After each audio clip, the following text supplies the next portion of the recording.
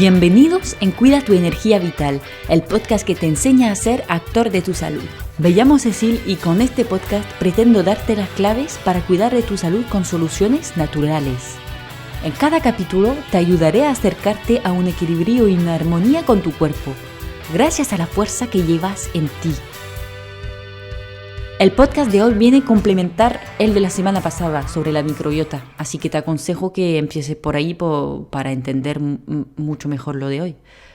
Hablaremos hoy de la cada vez más famosa permeabilidad intestinal y disbiosis intestinal, que constituyen unas afecciones de la microbiota intestinal. En el podcast de la semana pasada te explicaba que los 3 primeros años de vida son clave para tener una flora intestinal de calidad, pero también añadí que este equilibrio podía ser modificado a lo largo de la vida por diferentes factores. Tenemos, por ejemplo, el estrés, la toma de medicamentos como antibióticos, antiinflamatorios, obviamente también la quimioterapia, las diferentes infecciones que vamos a padecer, que sean virales, bacterianas o también, por ejemplo, la candidiasis. Más si se hacen crónicas, una práctica demasiado intensa de deporte puede ser responsable de desequilibrios de la flora, tanto como también los cambios hormonales, la polución en nuestro medio ambiente y, por supuesto, como te lo esperabas, una mala alimentación. Las bacterias de la flora están en equilibrio entre las diferentes especies presentes y todos esos factores rompen este equilibrio. Y todos los factores que acabo de mencionar rompen este equilibrio, lo que desencadena la proliferación de una o varias especies que se vuelven patógenas. Eso es la disbiosis intestinal. Por otro lado, para poder pasar la barrera intestinal, los nutrientes necesitan hacerse un camino para llegar a la sangre. Solamente algunas moléculas, como la sonulina, tienen la clave para dejar pasar a nuestros nutrientes a la sangre. Para simplificar, las células están unidas por uniones adherentes, que la sonulina permite abrir para dejar pasar los nutrientes. Pero si hay demasiada sonulina, las uniones adherentes quedan demasiado tiempo abiertas y dejan pasar a los productos tóxicos.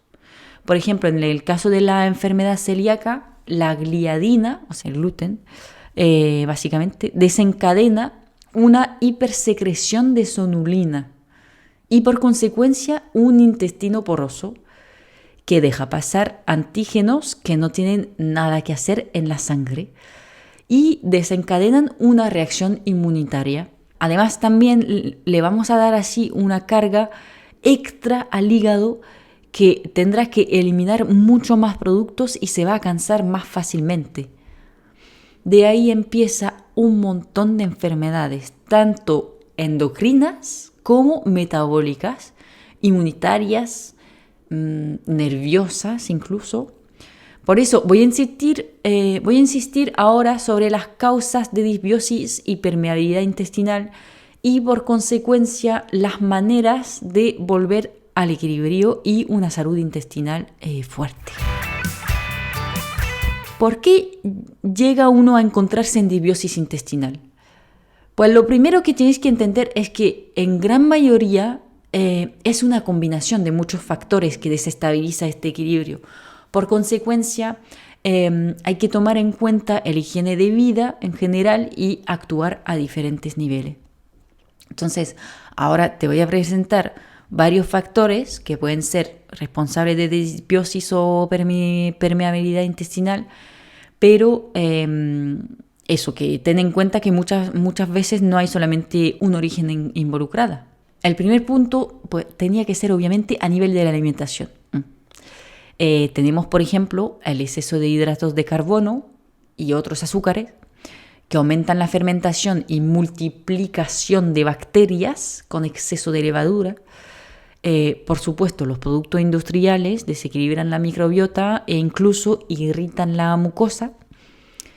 También el exceso de edulcorantes, la falta de verduras, Aunque el gran exceso tampoco es lo idóneo, porque el exceso de fibra e hidratos que conlleva pues puede hidratar la mucosa intestinal. Y terminamos con el exceso de proteína animal, que favorece una flora de putrefacción, es decir, un exceso de fermentación productora de metano.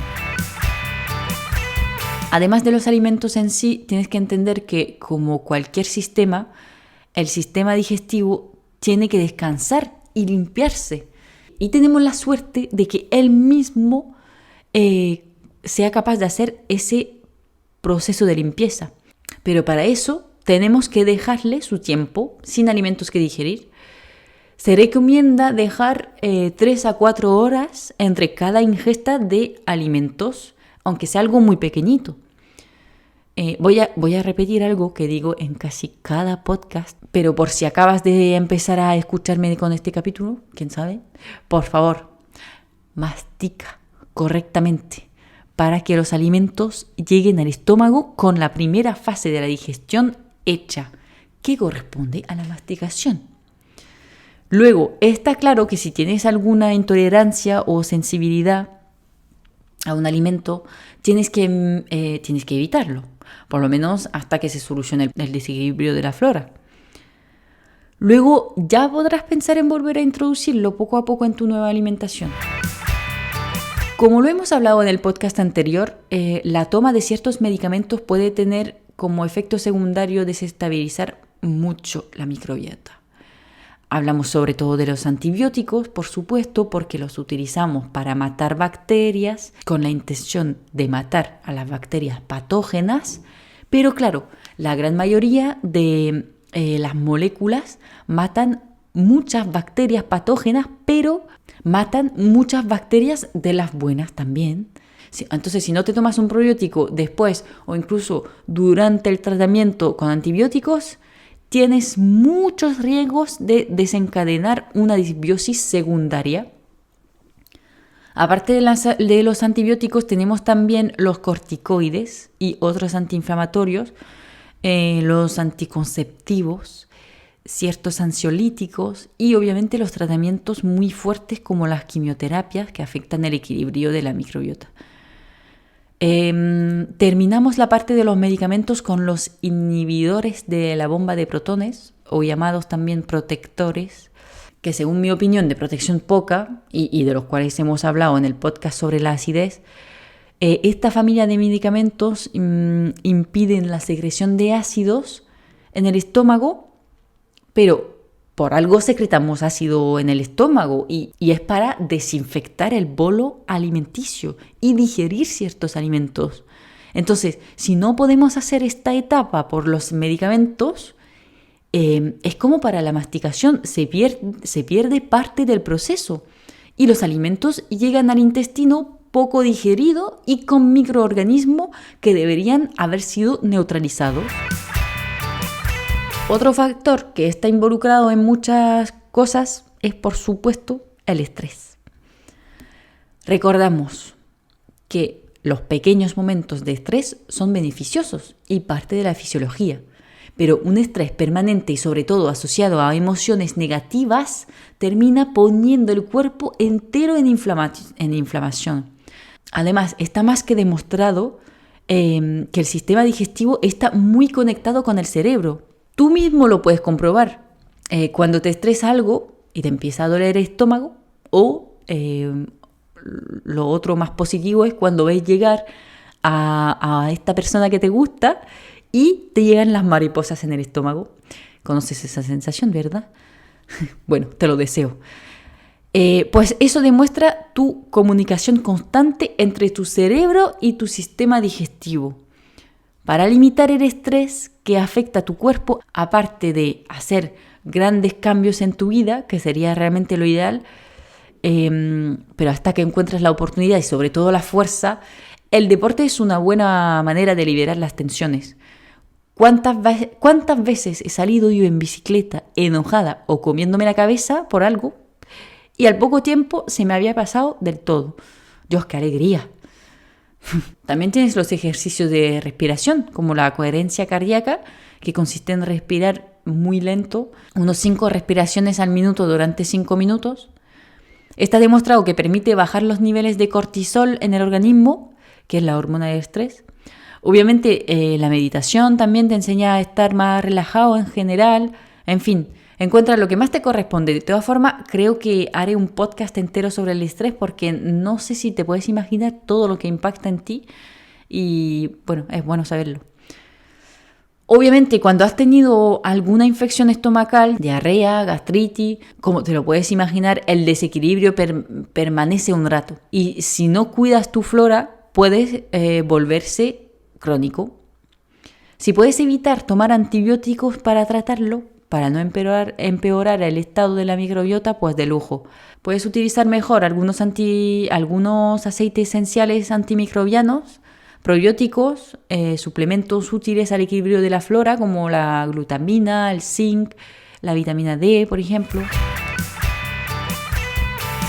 Terminamos con un factor potencialmente responsable de disbiosis o permeabilidad intestinal que no puedes modificar para ti, porque ocurrió cuando todavía no podías decidir de tu hábito de vida, y es la formación inicial de la microbiota antes de los 3 años.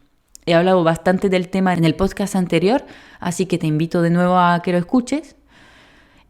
Rápidamente pues entran en juego obviamente la alimentación y la higiene de vida de la madre, la manera por la cual llegaste al mundo, vía natural o cesárea, la lactancia y todos los factores vistos anteriormente, solamente que como la flora está en formación, el impacto de cada factor es mucho mayor.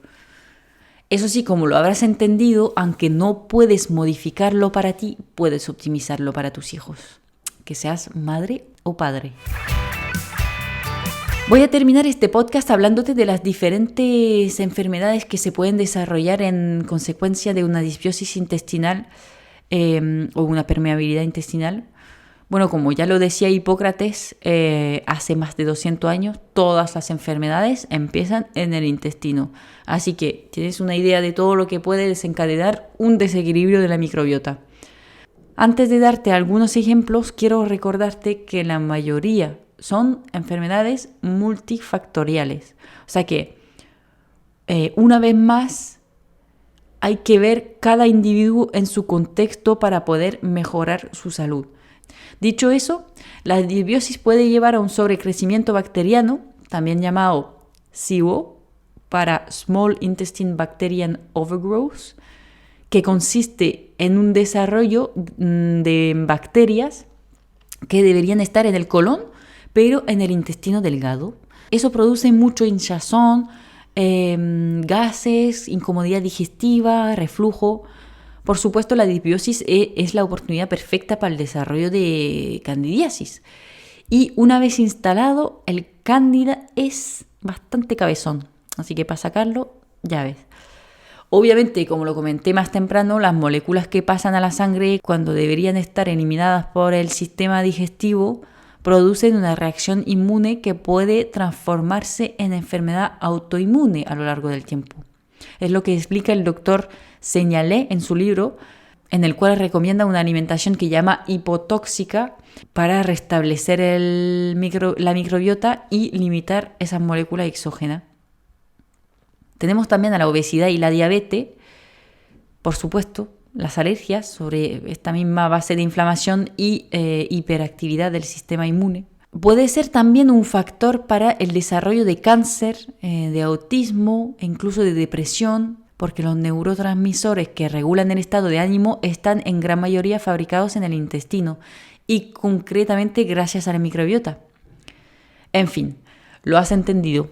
Más vale no llegar a la disbiosis y menos la permeabilidad intestinal, así que te recomiendo que te cuides este maravilloso órgano que es la microbiota. Lamentablemente, con la higiene de vida que llevamos hoy en día y la dificultad para encontrar productos sanos, estos desequilibrios son cada vez más frecuentes, así que si te reconoces en alguno de esos síntomas que comenté, pues cuestiona tu modo de vida y observa lo que podrías mejorar. Cada paso vale. Me queda solamente recordarte que si tienes alguna pregunta, no dudes en comentármela para que pueda contestarte en los próximos capítulos, por ejemplo. Espero que te haya gustado el capítulo de hoy. Te agradecería un montón que me dejes unas estrellitas en la plataforma de podcast que estás usando para apoyar mi trabajo, sobre todo en Apple Podcast, iTunes, iVoox. Otra manera de ayudarme sería hablar del podcast con tus amigos, tu familia, o compartir una captura de pantalla del podcast en tus redes sociales, etiquetándome obviamente para que te pueda volver a compartir. A ver si así repartimos cada vez más el conocimiento sobre la salud natural. Gracias por escucharme y nos vemos en el siguiente capítulo de Cuida tu energía vital.